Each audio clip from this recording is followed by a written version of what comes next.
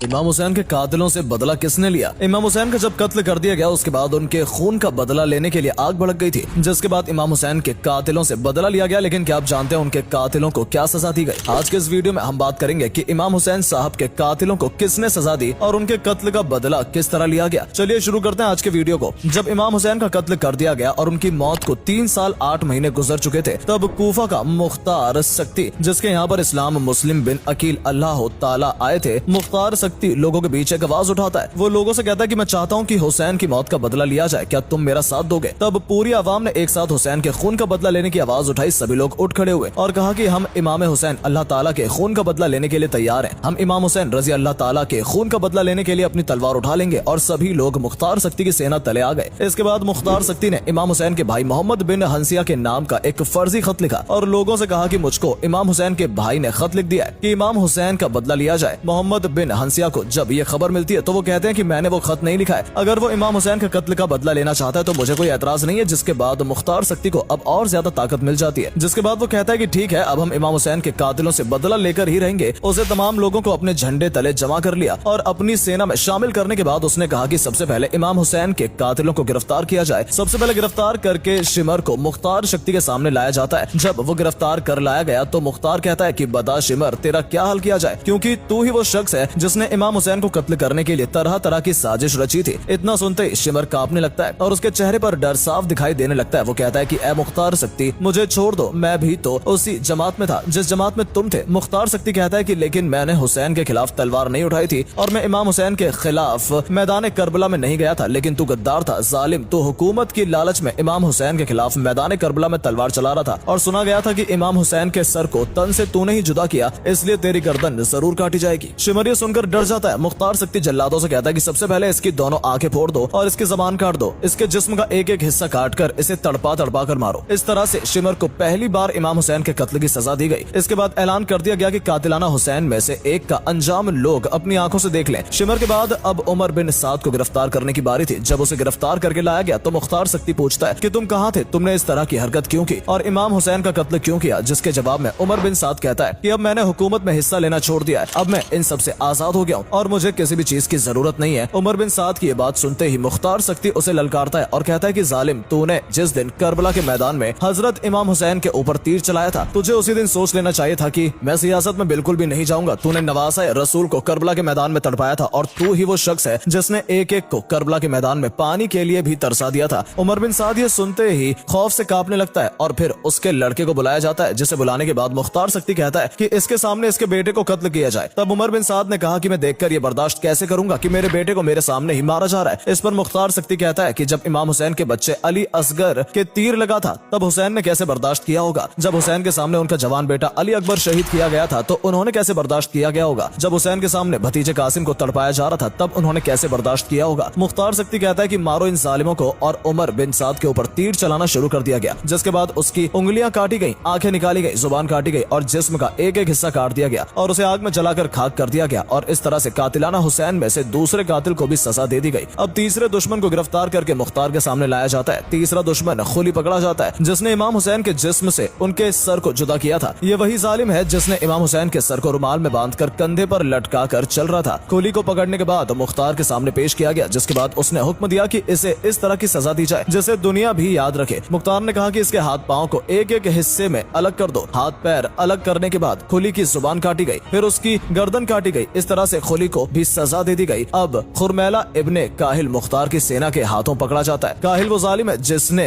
इमाम साहब के हलक में तीर मारा था। मुख्तार ने कहा कि इसके दोनों हाथों को बांध दो, इसके पैरों को भी बांध दो और इसके मुंह को ऊपर उठाओ और इसकी गर्दन में इतने तीर मारो कि तीरों से इसकी गर्दन छल्ली हो जाए और तीरों के जरिए इसकी गर्दन तन से जुदा हो जाए। इस तरह से खुरमैला इब्ने काहिल को तड़पा तड़पा कर मारा गया। इसके बाद इब्ने जियाद को पकड़ कर लाया जाता है। जब इसे पकड़ने के लिए मुख्तार की फौज जाती है तो इब्ने जियाद वहाँ से बचकर भाग जाता है। लेकिन वो ज्यादा दिन तक छुप नहीं पाता और इसे मुख्तार के सामने गिरफ्तार करके पेश किया जाता है। मुख्तार ने इब्ने जियाद से कहा कि इस दिन को याद करो जब तुमने अपनी सेना को इमाम हुसैन से लड़ने के लिए भेजा था। इब्ने जियाद मुख्तार से पूछता है कि तुम मेरे साथ क्या करोगे। इसके जवाब में मुख्तार कहता है कि मैं तुम्हें कत्ल करूंगा और इतनी बेरहमी से कत्ल करूंगा कि दुनिया याद रखेगी। इसके बाद इब्ने जियाद का कत्ल कर दिया गया। उसके जिस्म जियाद का सर उसी जगह पर रखा गया जहाँ हजरत इमाम साहब का मुबारक सर रखा गया था। इतनी देर में एक सांप आता है और उनके नथुने में घुस जाता है और मुंह से निकलता है और फिर मुंह से घुसकर नथुने से निकलता है और 3 मरतबा इसी तरह से करता है। उसके बाद वो सांप गायब हो जाता है। सांप के मुंह में घुसने और निकलने का मतलब है कि ये दिखाया जा रहा है कि इसके ऊपर कितना सख्त अजाब होगा कि इसके ऊपर सांप छोड़ा जा रहा है। इस